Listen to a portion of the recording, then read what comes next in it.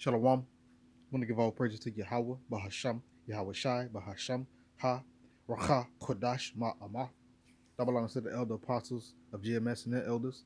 Double honors to my elder, Harawan Ban Yasharala of the Lions Den Camp here in Jacksonville, Florida.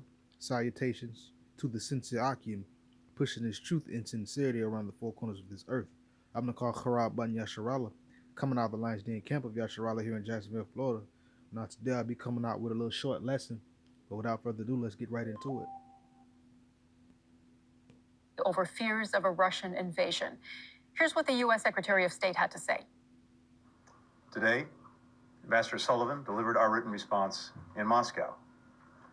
All told, it sets out a serious diplomatic path forward should Russia choose it. The document we've delivered includes concerns of the United States and our allies and partners about Russia's actions that undermine security, a principled and pragmatic evaluation of the concerns that Russia has raised, and our own proposals for areas where we may be able to find common ground. I expect to speak to Foreign Minister Lavrov in the coming days after Moscow has had a chance to read the paper and is ready to discuss next steps. We make clear that there are core principles that we are committed to uphold and defend, including Ukraine's sovereignty and territorial integrity and the right of states to choose their own security arrangements and alliances. Russia's foreign minister also spoke today and criticized Western countries for taking an aggressive stance against Moscow. Here's what Sergei Lavrov had to say. Without exaggerating, our Western colleagues are in some kind of military frenzy. They only talk about one thing. We will punish you, you will attack. We will punish you and save Ukraine. It won't be pretty. The West is using all these hysterical statements to make their position clear. We are ready for any developments. We did not attack anyone.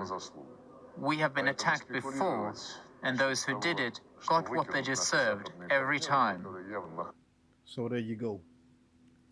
This is Ezekiel chapter 38, verse 4.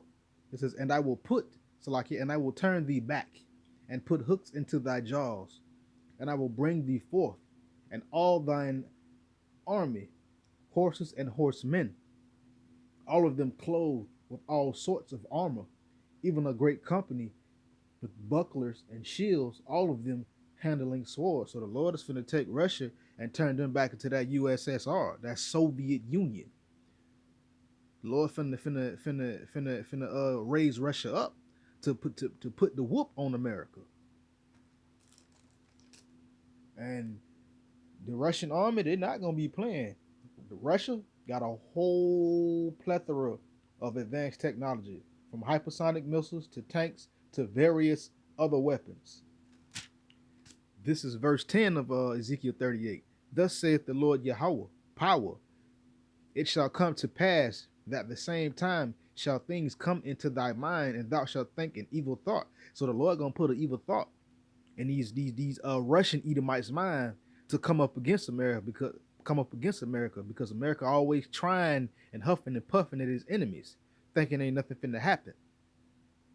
The Lord gonna put an evil thought in Lavrov and Vladimir Putin's mind, and they gonna mobilize and run up on America, and they gonna be backed by China. It's just like Battlefield 4. The three main countries that was warring against each other was America, Russia, and China. My last point.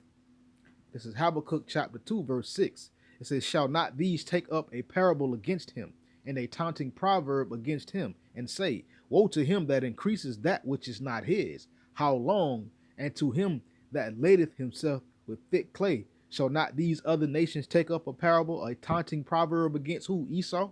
America? And this is, Woe to him that increases. Woe to America that increaseth. Because Esau stay increasing in things that are not his. How long is he going to do it? And Esau, he's covering himself with thick clay, which is debt. The Lord finna cause a major event to happen. Shalom.